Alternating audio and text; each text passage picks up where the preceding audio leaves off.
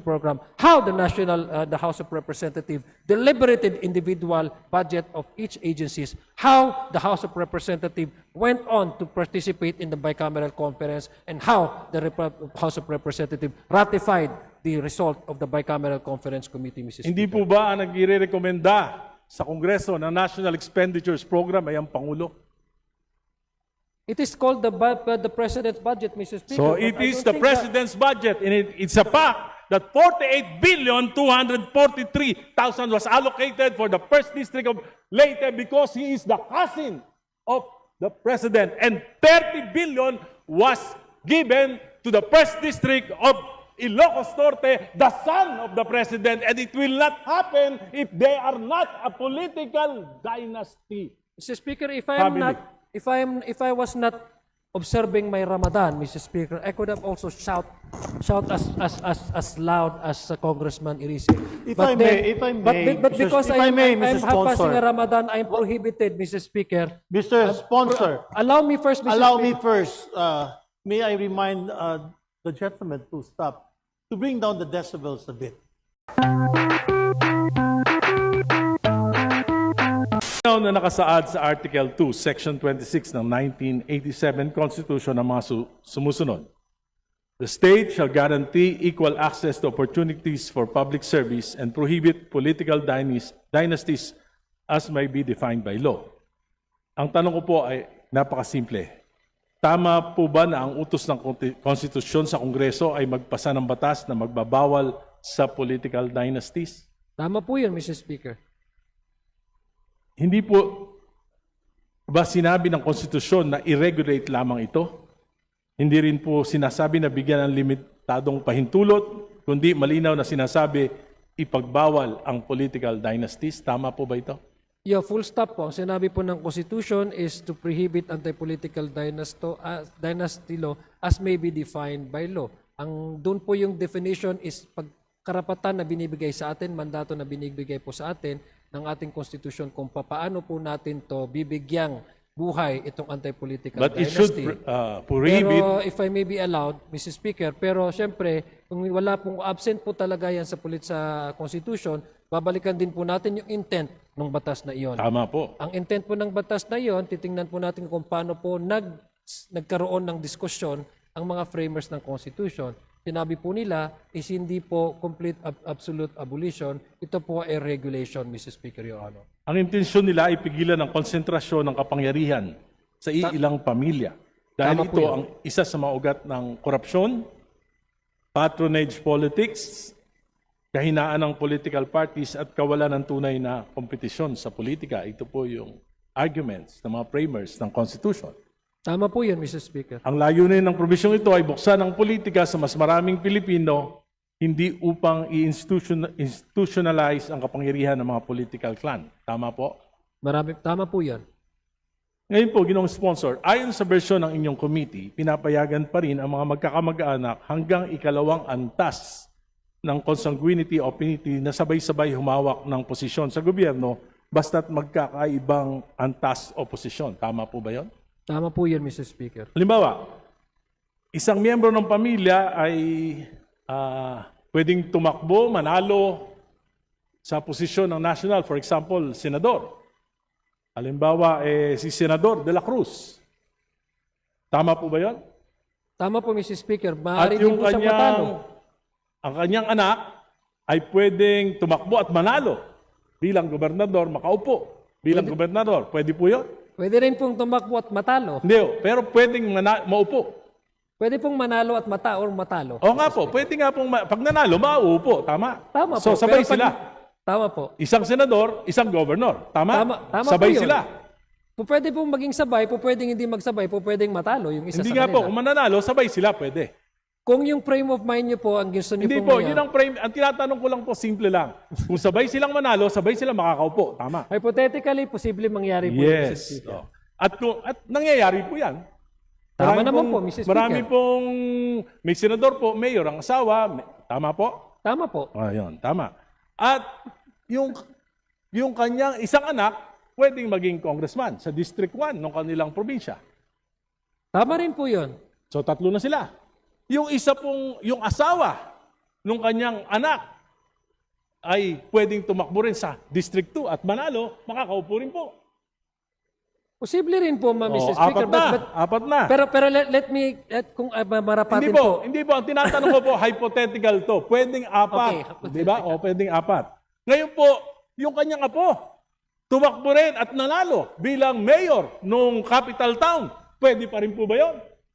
Makakaupo pa rin? Napaka-active naman po ata yung pamilya. Marami yan dito sa Kongreso. Hindi po yan hypothetical, nangyayari yan sa kasalukuyan. 5, pwede sila, pwede. Pwede rin po matalo. Oh, pwedeng manalo, makakaupo pa rin. Ayon sa proposal ng batas na yan. Pwede po maging vice mayor nung kanyang apo, yung kanyang pinsan. Kung tatakbo po yung kapatid niya na sobrang active sa isang munisipyo, dahil mas active naman po yung kapatid na isang munisipyo, bawal na po yun. Kasi hindi po pwedeng... Hindi po, sinasabi ko po, yung pinsan niya, tumakbong vice mayor niya, pwede? Pwede naman po yun. Oh, dahil second degree lang. At yung pinsan niya sa isang kapatid ng kanyang tatay, tumakbong konsyal, pwede pa rin po manalo. At makaupo, tama po? Tama po. So 7 na sila. At yung asawa nung kanyang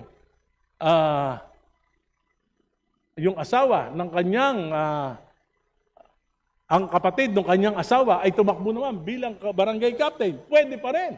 Tama po? Tama po. Pero pwede po ako mag-explain kasi puros lang kung tama o mali. Yun ang Hindi, kung mamarapatin. Walo na. I am asking this question. This is just a premise. This is just a premise at meron po tayong Okay, but let itatanong me pagkatapos. explain, Mr. Speaker. If my good Hindi po. friend, isa sa pinaka nirerespeto ko. Just a short, Ramadan po namin, pagbigyan mo na po ako mag-explain. Kung mamarapate po. All of these things are possible, Mr. Speaker. These are hypothetical. This can happen. This can be certain. Or it can be uncertain. But what is certain, Mr. Speaker, is we allow the people to vote. And that is the primordial consideration of this proposal, Mr. Bakit pa Speaker. po tayo nagpapasa ng batas kung pabayaan na lang natin yung mga tao? Bakit pa po kayo nagpanukala ng ganitong batas kung ang inyo palang prinsipyo ay pabayaan na lang kung sino yung iboto ng tao, siyang manalo, kahit magkakapatid, magkakamag-anak, magpipinsan, mag-asawa, mag-ama. Bakit pa kayo nag-sponsor ng bill Dahil ito? dahil apat na pong taon. Kahit Tama di ba kayo naniniwala?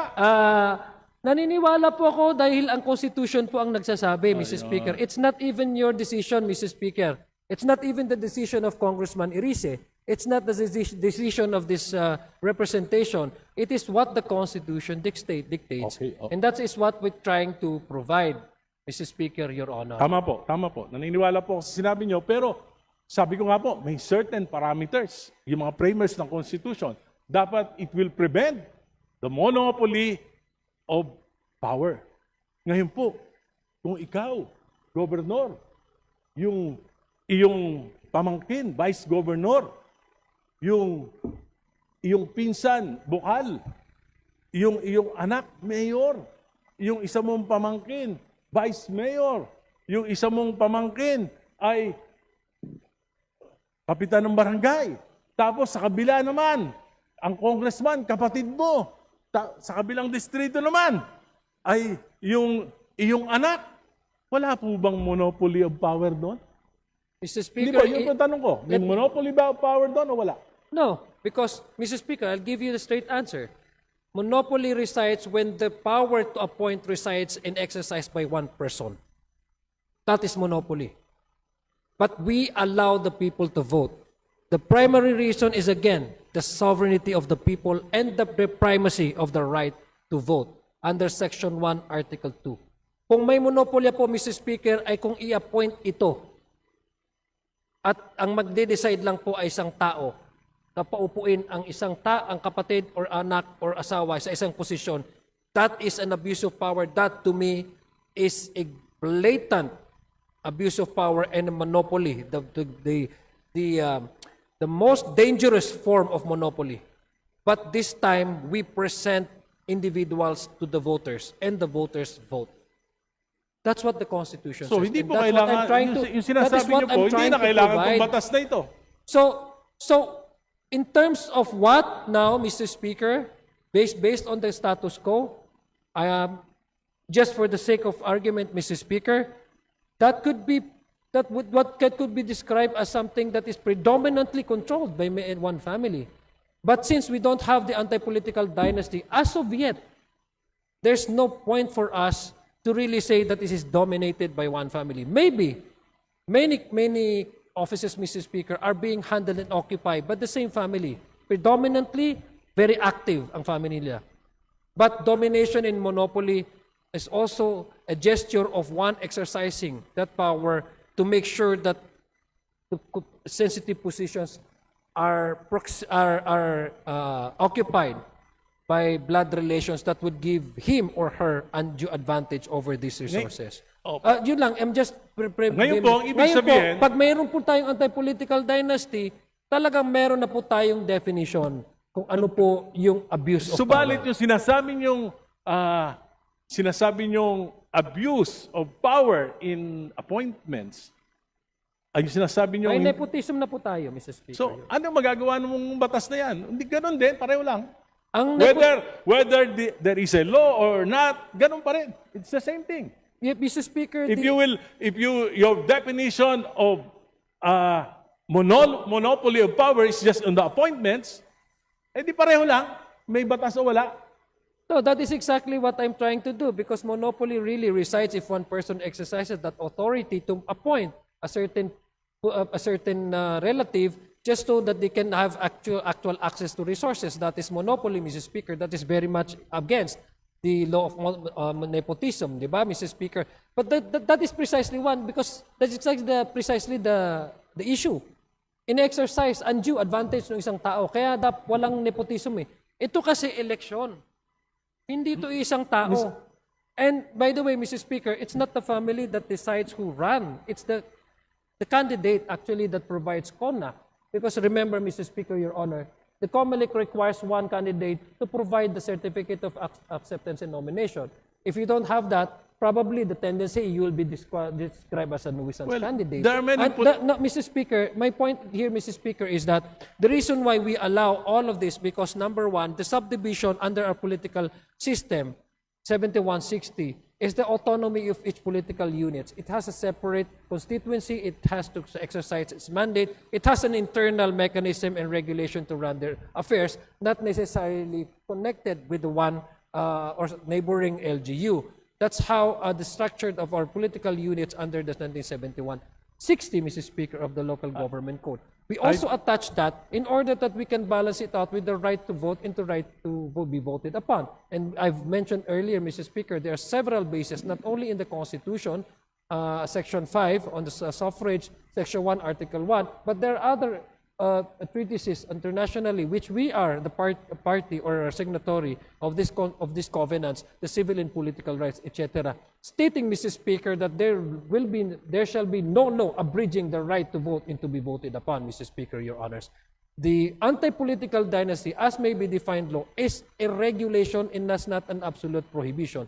It is an exemption. So we are doing this, Mr. Speaker, in order to decongest the control of one family over one locality, Mr. Speaker, Your Honor, so that we can promote and uphold check and balances, which is the essential feature of a working Republican democratic country such as ours, Mr. Speaker, Your Honor. I don't think, it encourages the political families to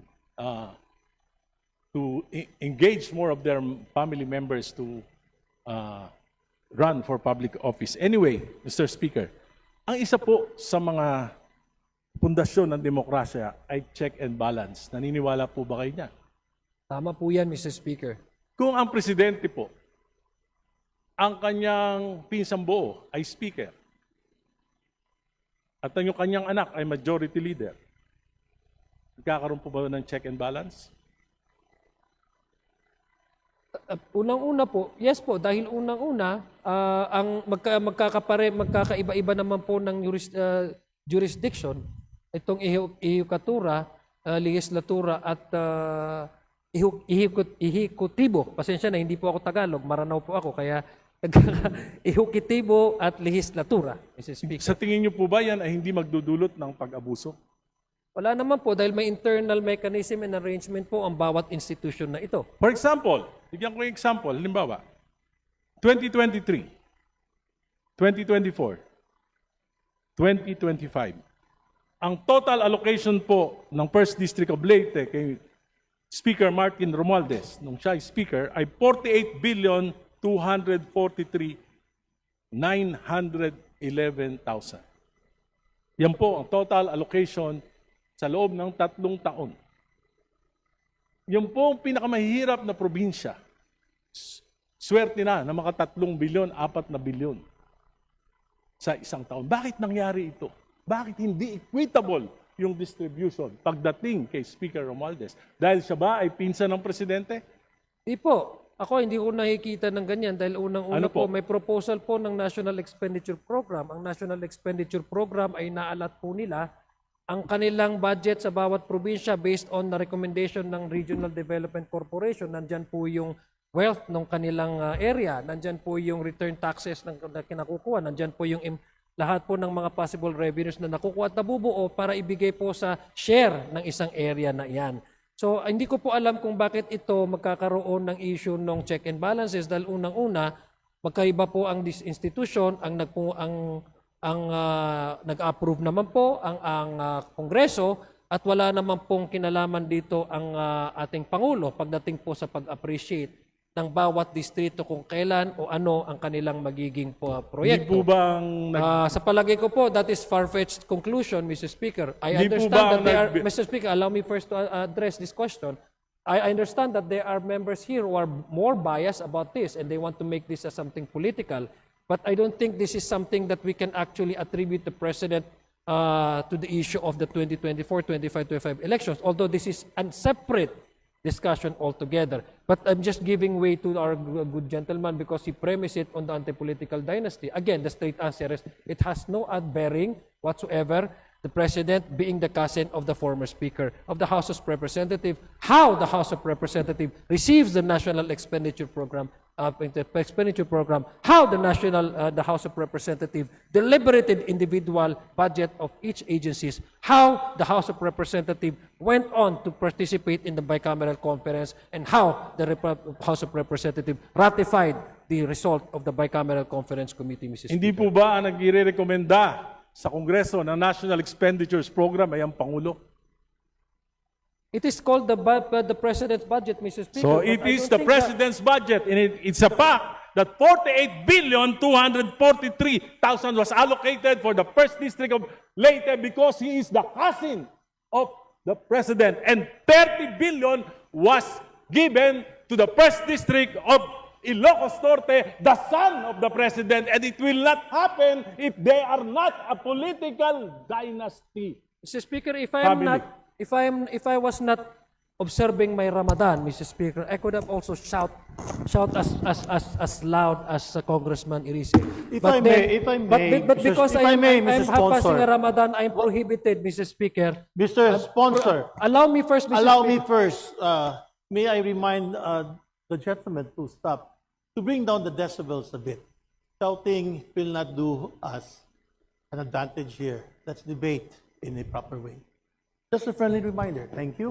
Proceed. Thank you, Mr. Speaker. Again, let me respond to my good friend and one I respect, Mr. Speaker, very, very calmly. The President acted as the President of Republic of the Philippines, not as a cousin of the former Speaker. The former Speaker acted as the Speaker of the House of Representatives, voted by majority of the members of the House of Representatives. They have separate mandate, they have separate authority. To say the opposite is not only accusing these two gentlemen, but it is, Mr. Speaker, a very sheer example or conclusory, like one that is having a bias. So I doubt, Mr. Speaker, that the gentleman from Caloocan, one of our respected legislator, would have to derive into that conclusion, discussing about political dynasty and framing it in a way that highlights the blood relation between the sitting president and the former Speaker of the House of Representatives, Mr. Speaker, Your Honor. Thank you, Mr. Speaker. Noong panahon po ni Pangulong Duterte, ang Quadcom sinabi po na 51 billion yung flood control program ni Congressman Paulo Duterte. Bakit po nangyari yun? Di ba dahil political dynasty rin sila? At ang Pangulo rin ay ang kanyang ama? Yan po, sinabi ng Quadcom. Mr. Speaker, Tama po ba? Mr. Speaker, What is true to Duterte is not true to the Marcoses. They're both political dynasties. Mr. Speaker, there are issues, Mr. Speaker, that do not necessarily share by one family, especially if this is about political issues, etc. That's why you have many families running against each other. Because it does not necessarily mean that one family share the same political ideology or advocacy or opinion. But let me frame it to a more actual occurrences in the past, Mr. Speaker. And what the gentleman is referring to, the 2025 budget, Mr. Speaker. It went through, the whole country was watching, Mr. Speaker, during the deliberation. It went through the committee hearings. It passed through the House of Senate. Senate is also parallel doing their own version. And mind you, Mr. Speaker, the 2025 version of the House of the budget was not the 100% reflective of the House version the one that we adopted in 2025. Mind you, Mr. Speaker, what we adopted in the House of Representatives has the education sector has the highest number of budget amount, the GAAB House version. When it went to the BICAM, it was changed, Mr. Speaker. So where was the participation of the President vis-a-vis the House at the time, former Speaker Martin Romualdez? There was none, if you ask me. There was. There was none, Mr. Speaker. There Number was. two, The House ratified allow me to, the BICAM report. The Mr. House Speaker, again, ratified. I would pretend that the good gentleman from Caloocan is observing the proper decorum because I am under fasting, Mr. Speaker. I would humbly request him, for the sake of our shared Abrahamic faith, to please avoid shouting. Sorry. Because I can hear you. I can hear you quite clearly, Mr. Speaker. Mr. Sponsor, may Thank I just you. respond to you? Yeah, I will. Yes. I Allow me am first. not angry. Allow me This is first just to my continue. natural voice. And I'm very passionate about this because I've been fighting for political dynasties yung nilabanan ko. Buti pa nga, buhay pa ako. At napahirapan talaga ako ng gusto. At alam ko yung frame of mind ng karaniwang mga political dynasties. So, yung pong boses ko, hindi po ibig sabihin galit ako. Ito po ay passion. Passion. Salamat po. Maraming salamat po. Thank you for that explanation. I agree, Mr. Speaker, that the good gentleman from Caloocan is very, very passionate. And the district of Caloocan is very, very fortunate to have the likes of Congressman Irisi as the representative, Your Honor. That's why I said, isa po siya sa nire-respeto ko po. I'm not saying this because he is standing across me. He really is earned my respect. Again, to respond to the question, number one, wala pong nakikita tayo doon na participation. In fact, the President vetoed a portion of the 2025 GAA, Mr. Speaker. So that would again conclude the response of this representation. And if I may request, Mr. Speaker, the good gentleman, to go back to the main topic, which is the anti-political dynasty. And if possible, we can segue with the 2025 budget, but I'd suggest that we don't dwell our time in the debate and argument on the 2025 budget, which has already been the subject of many things, Mr. Speaker, Your Honor.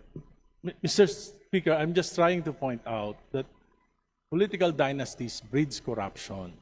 And during the time of Speaker Romualdez and President Marcos, dito po yung nangyari yung pinakamalaking pagnanakaw sa kaban ng bayan. And we cannot not put blame to this House. Kasi po, niratify natin yung BICAM committee report. Hindi po ako kasama nun. Hindi ako kasama nung 19th Congress. Niraratify po yan. At yan po nangyari, 800 billion diversions and amendments noong 2023. 2024 po, 700 billion. At 2025, 300 billion plus. Hindi po yan nangyari kung wala pong, naniniwala ako kung wala pong monopoly of power. Kasi po, dito lang sa bansa natin, nangyari na wala po akong alam na bansa na ang presidente, yung kanyang pinsang buo ay speaker at yung kanyang anak ay majority leader. Kaya po, sa tingin ko, isa ito sa dahilan kung bakit nagkakaroon po ng problema sa check and balance. Anyway, Mr. iba Speaker, na po may I ako respond? May I respond? Okay. Thank you, Mr. Speaker. Again, that is the opinion, Mr. Speaker, of the gentleman from Caloocan. It does not make it as a fact.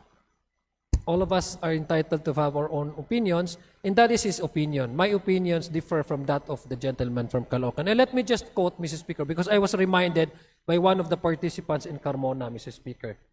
The one that is actually against anti-political dynasty. According to him, Mr. Speaker, and I quote, "Those who wish to steal will steal. It does not follow that people are related. If they want to steal, they will steal." That's a very logical and practical and pragmatic way of understanding things. No? Hindi naman nangangulugan na magkakamag-anak ay lahat niyan sila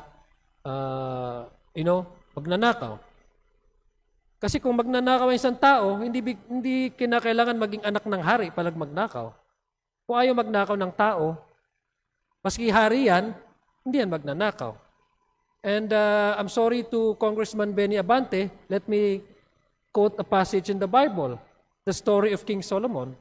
I mean, he's a king. He governs all the sort of any kingdoms, but he did not steal anything. And the witness of that is the Bible. I'm citing to you this, Mr. Speaker, because each of us would have his or her opinion.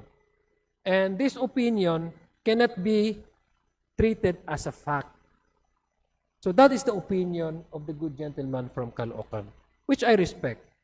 And I think that his opinion is wrong. And that is my opinion, Mr. Speaker, Your Honor. Totoo po yun na kung ang isang tao ay ayaw magnakaw, hindi magnanakaw. Pero kung ang tao ay gustong magnakaw, magnanakaw siya.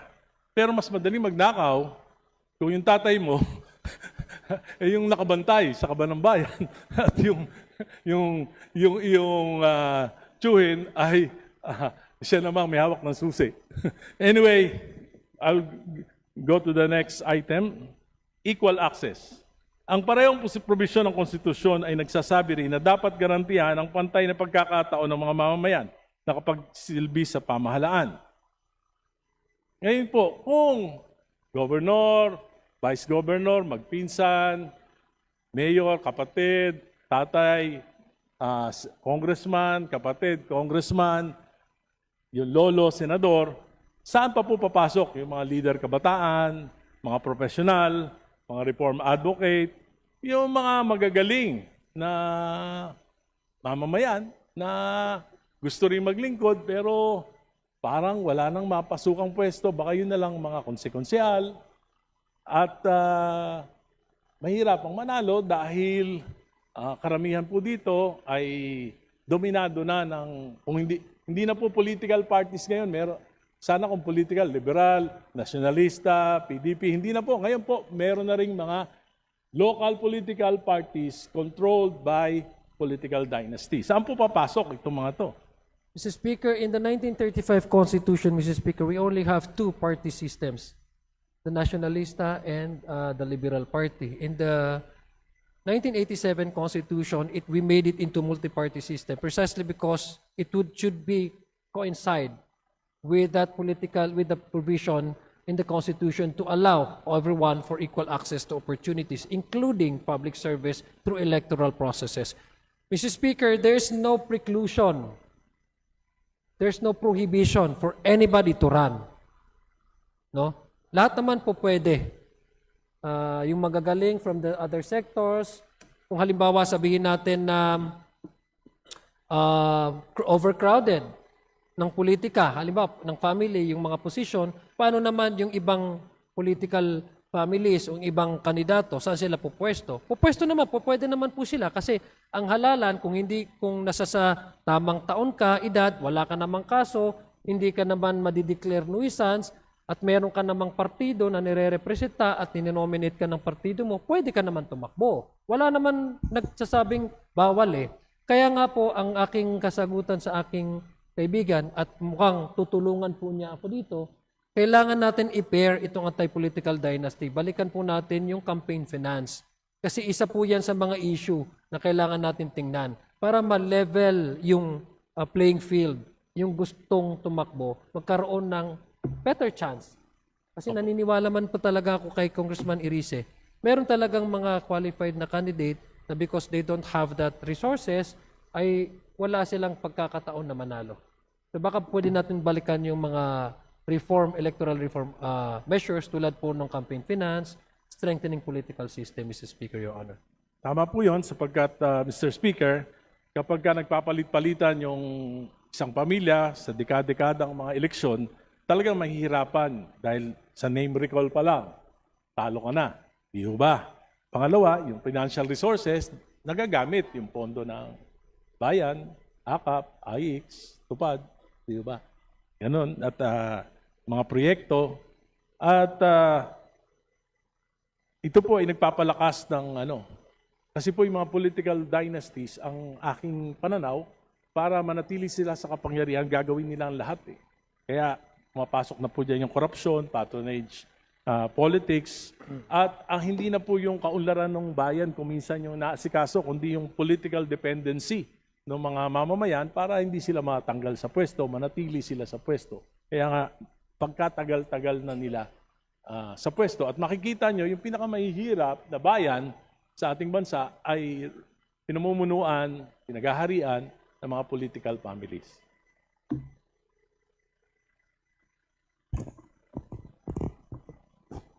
Yun ang sponsor. Kung ang mandato ng konstitusyon ay pagbawal ang political dynasties, ngunit ang batas na ipapasa natin, it will still allow the domination of political monopoly and will really limit the participation of ordinary citizens. Hindi ba sa tingin nyo pwede itong ma-question sa Korte Suprema? Mr. Speaker, the reason why we are actually trying to at least balance it out, no, to give also primacy to the general principle, which is the equal access for all for public service, and it is in the first line, Article 26, Section 2, no, the state shall ensure equal opportunity to public service, and then there comes the next line, which is prohibiting the anti-political dynasty, is in order that we avoid a possible question or petition before the Supreme Court. That is what we intend to avoid. Because I personally would like to, I should be candid about this, no? Let me be honest with this. It is not, as a form of a track record, it is not good on my reputation to sponsor something which later on struck by the Supreme Court as constitutional. But to give you the direct answer, yes, anything can be questioned before the Supreme Court. This is a Republican democratic country. Anybody can do so. Salamat po. Nais kong banggitin po sa ating chairman ng Committee on Suffrage and Electoral na napakalayo po ng bersyon ng panukalang batas na tinatalakay natin dito sa bersyon na inaprubahan ng committee sa Senado. Ang pagkakaiba ng malayo po ang magpapatuloy po tayo sa bersyon ito, hindi kaya posibleng magkaroon ng deadlock o impasse sa bicameral conference committee, at kung mangyayari yun, hindi po ba magiging resulta ay walang anti-political dynasty law na maipapasa? And again, Mr. Speaker, that is what we do, no, and what does as much as possible try to avoid. There will be discussions, I'm sure. Sigurado po yan. Medyo mainit po yung discussion sa BICAM. Sigurado po dahil yung may mga disagreeing provisions nga po. Kaya nga po magkakaroon, I think, ng mas masusing, ang narinig ko nga po kay Senate President, gusto niya live stream ng BICAM. Tayo naman po bilang chairman ay wala naman po problema kung ila-live stream ito para maging transparent po ating proseso. So inaiwasan po natin yan. We're hoping na magkakaroon talaga ng debate. Ito po ay priority bill ng ating Pangulo. Tama po ba? Yes po, isa po ito sa na-considera na LEDAC priority, Your Honor, Mr. Speaker. So ito po ay napag-usapan sa LEDAC. Napag-usapan po ito sa LEDAC, I'm sure. Because, Ano po napagkasunduan? Kasi po, nandun po ang ating Pangulo na siya po nag-prioritize na ito at pinangako niya ito sa kanyang mga pahayag sa mga mamamayan. Nandun din po ang miyembro ng mababang kapulungan, nandun din yung miyembro ng Senado. Wala po bang napagkasunduan kung anong uri? Dahil alam ko po, alam ng ating Pangulo yung ibig sabihin ng anti-political dynasty. Hindi po ba ito na pag-usapan man lang? Dahil alam ko po, para mas madali ang mga batas, kaya nga tayo nagbubuo ng LEDAC para mapapag-usapan na, para sa ganun ay hindi na masyadong malayo yung mga magiging bersyon ng bawat batas sa bawat kapulungan. Hindi ba ito napag-usapan? Naiintindihan ko po yung practicality na sinasabi po ni Congressman na aking kaibigan, magalang-galang na Irise. Ngunit ang Pangulo po, totoo po yung kanyang sinasabi through his spokesperson, si Yusek Castro, na ginagalang po ng Pangulo yung proseso at independensa ng mababa at ng makapulungan at ng Senado. Sinasabi po niya kinakailangan magkaroon na ng legal definition ang anti-political dynasty. Ngunit kung paano po itong proseso na ito, paano po mag-arrive into different versions ang Kongreso, ang House of Representatives, ang Senado, ay kanya po itong nirerespeto sa pamamagitan ng hindi pag-intervene kung ano po yung magiging paksa o bersyon nitong dalawang kapulungan na ito. Dahil meron naman po talaga tayong mekanismo, ito po yung BICAM. Pero naninanais ko po sabihin kay Congressman Irise, ang very strict po na natatanggap natin na galing sa Pangulo at very much open naman po ang kanyang opisina na kinakailangan may anti-political dynasty at magkaroon na ng definisyon para mabuhay ang konstitusyon pagdating sa paglilimita ng monopolya ng bawat pamilya sa bawat distrito o bawat locality sa ating bansa. Mr. Speaker, Mr. Sponsor, the version coming from this House is authored by the son of the President.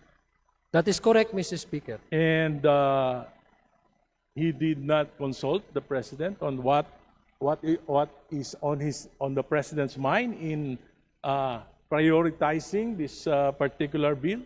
I cannot speak for the majority leader, neither would I know the family dynamics. But the or majority what they leader discuss is the on table author. on dinner table. But my association with the majority leader is me being the chairman of the electoral reform, and he as our majority leader. We don't discuss about family matters or what discussions they discuss it over on the table with the president. So I would not know, Mr. Speaker. Di po ba ang purpose ng LEDAC ay para magkaroon ng isang direksyon ang gobyerno? May isang polisiya ba o magkakaibang interes ang umiiral? The purpose of LEDAC, Mr. Speaker, is for the national government to identify priority legislations that might be needed to attain the objective of a certain administration. In this case, the Marcos administration felt that we need to give life to the 40 years na nakastagnant na anti-political dynasty as far as this proposal is concerned. Mr. Speaker, so you are saying that the only objective of the President is to provide a definition and not political reforms? That is to make it more simple, but the impact of this proposal, Mr. Speaker, is to change altogether the political landscape. As stated earlier, Mr. Speaker, I have given you actual numbers on the direct impact of the anti-political dynasty on the municipal, city, government, and national level, Mr. Speaker. Hindi po Your Honor. magkakaroon ng direct impact yung mga sinabi niyo pong numero, lilipat lang po ng posisyon. That we cannot do because we Yes, are lilipat lang po. I am here as a sponsor, not as Yes. as clairvoyance. I cannot predict what will happen to those who will be displaced by this anti-political dynasty measure. Mr. Speaker, allow me to go further. Because this is no longer just about legislative inconsistency. This is about sincerity. If this House passes a bill that effectively protects political dynasties, then what message that send? It sends a message that the President's commitment to political reform ay hindi totoo. That his promise to prevent repetition of trillion peso corruption, particularly in sectors like flood control, ay hindi seryoso. That instead of real reforms, what we are seeing is appeasement, delay, at pagpapalipas ng galit ng taong bayan. Marami na po nagrarally against anti-political dynasty. Let us not deceive ourselves. When you file a weak law, when you pass a diluted version, when you allow contradiction between the House and the Senate, you are not solving the problem. You are buying time until people get tired, people forget, and accountability disappears. And that is the danger.